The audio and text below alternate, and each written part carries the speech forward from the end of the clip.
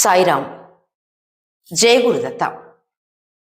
ఈరోజు నేను ఏ పూజల గురించో పురాణ కథల గురించో మాట్లాడటం లేదు.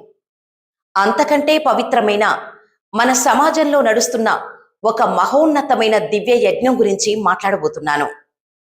సాక్షాత్తు ఆ శ్రీకృష్ణ పరమాత్ముడు అర్జునుడికి ఉపదేశించిన భగవద్గీతను ఈరోజు మన ఇళ్లకి మన నోటికి చేర్చుతున్న నడిచే దేవుళ్ళ గురించి మనం తెలుసుకోవాలి. స్వార్థంతో నిండిపోయిన ఈ సమాజంలో తమ పనులన్నీ పక్కన పెట్టి ఒక్క రూపాయి కూడా ఆశించకుండా వేలాది మందికి భగవద్గీత శ్లోకాలను ఉచితంగా నేర్పిస్తున్న భగవద్గీత ఉపాధ్యాయులందరికీ నా హృదయపూర్వక ప్రణామములు. అసలు ఈ టీచర్లు ఒక్కొక్క శ్లోకం నేర్పించటానికి పడుతున్న శ్రమ ఎంత?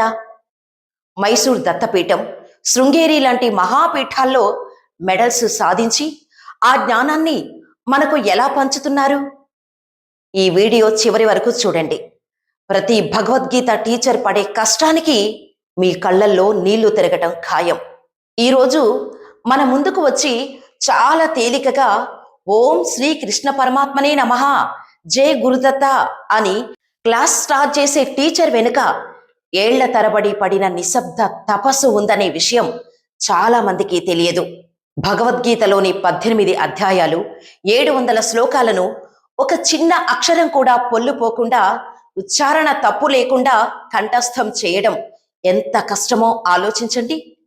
దానికోసం వాళ్ళు రాత్రుల్లో నిద్రలు కాచుకొని తమ కుటుంబ సమయాన్ని త్యాగం చేస్తారు. మైసూర్ దత్తపీఠం, శృంగేరి శారదాపీఠం లాంటి పవిత్ర క్షేత్రాలకు వెళ్తారు.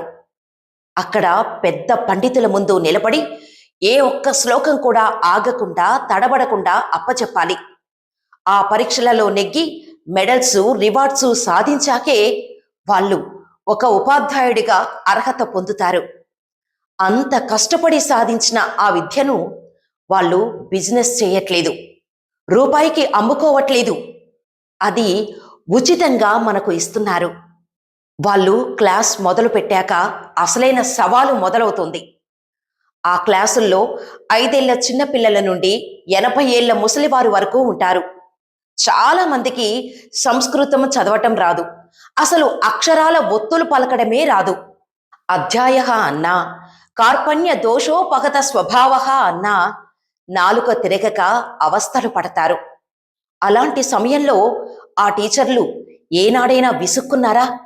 నీకు రాదులే అమ్మా అని ఏ ఒక్కరినైనా పక్కన పెట్టారా? లేదు. ఒక్కొక్క పదాన్ని 10 సార్లు, 50 సార్లు, అవసరమైతే 100 సార్లు ఎంతో ప్రేమగా, ఓపికగా నేర్పిస్తారు. వాళ్లకు ఇంట్లో పనులు ఉండవా? వంటలు చేయాలి, పిల్లల్ని చూసుకోవాలి, ఆరోగ్యం బాగుండకపోవచ్చు. కానీ క్లాస్ టైం అయ్యేసరికి తమ బాధలన్నీ పక్కన పెట్టి ముఖంపై చిరునవ్వుతో స్క్రీన్ ముందు కూర్చుంటారు. ఆ ఓపికకు ఏ అవార్డు ఇస్తే సరిపోతుంది చెప్పండి? ఈ రోజుల్లో పిల్లలకు ఒక చిన్న సబ్జెక్టు ట్యూషన్ చెప్పించాలన్నా వేలకు వేలు ఫీజులు గుంజుతున్నారు. అలాంటిది భగవద్గీత లాంటి దివ్య జ్ఞానాన్ని ఉచితంగా పంచడం అనేది సాధారణమైన విషయం కాదు. అది నిష్కామ కర్మ. భగవద్గీత 18వ అధ్యాయంలో శ్రీకృష్ణ పరమాత్ముడు స్వయంగా ఒక అద్భుతమైన మాట చెప్పాడు. యా ఇమం పరమం గుహ్యం మద్భక్తేష్వభిధాస్యతి.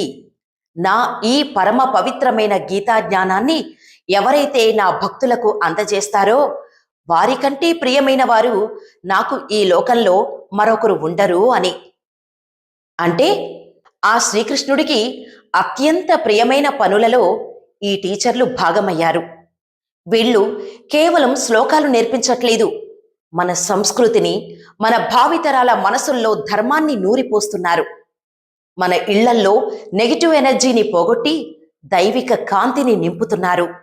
ఈ పవిత్రమైన సందర్భంలో నేను నా జీవితంలో మర్చిపోలేని, నన్ను నడిపిస్తున్న నా ప్రియమైన గురువులకు హృదయపూర్వక పాదాభివందనాలు తెలియచేసుకోవాలి. నాకు ఎంతో ఓపికగా, అమ్మలాంటి ఆప్యాయతతో అక్షరం అక్షరం పొల్లుపోకుండా భగవద్గీత శ్లోకాలను నేర్పించిన నా గురువులు మానస మేడం గారికి, అలాగే శృతి మేడం గారికి నా శతకోటి ప్రణామాలు. వారు నాపై చూపించిన వాత్సల్యం, ఆ శ్లోక స్వచ్ఛత వెనుక వారు పడ్డ శ్రమ ఎప్పటికీ వెలకట్టలేనిది. ఇక ప్రస్తుతం అమ్మవారి దివ్యమైన సౌందర్య లహరి స్తోత్రాలను ఎంతో ఆత్మీయంగా ఆ భక్తిభావం నా హృదయానికి హత్తుకునేలా నేర్పిస్తున్న నా స్వాతి మేడం గారికి నా ప్రత్యేకమైన ధన్యవాదాలు. వీళ్లతో పాటు నా ఈ డివోషనల్ ఛానల్ ద్వారా మీ అందరికీ పవిత్రమైన ఆధ్యాత్మిక విషయాలు చేరటానికి వెనుక ఉండి ఎంతో శ్రద్ధతో నాకు శ్లోకాలను అందిస్తూ సాయపడుతున్న నా సరిత మేడం గారికి, రజనీ గారికి, ప్రణీత గారికి నా హృదయపూర్వక కృతజ్ఞతలు. Manasa madam, Shruti madam, Swathi madam, Saritha madam, Rajani గారు, ప్రణీత గారు, మీ అందరి రూపంలో ఆ శ్రీకృష్ణుడే నన్ను నడిపిస్తున్నాడని నేను బలంగా నమ్ముతున్నాను. నిజం చెప్పాలంటే నా ఈ డివోషనల్ ఛానల్ పుట్టిందే నా గురువులు చేస్తున్న ఈ నిష్కామ సేవ నుండి. వారంతా తమ పనులన్నీ పక్కన పెట్టి సమాజానికి జ్ఞానాన్ని నేర్పిస్తూ డివోషనల్ సర్వీస్ చేస్తుంటే ఆ ప్రేరణతోనే నాలో కూడా ఒక సంకల్పం పుట్టింది.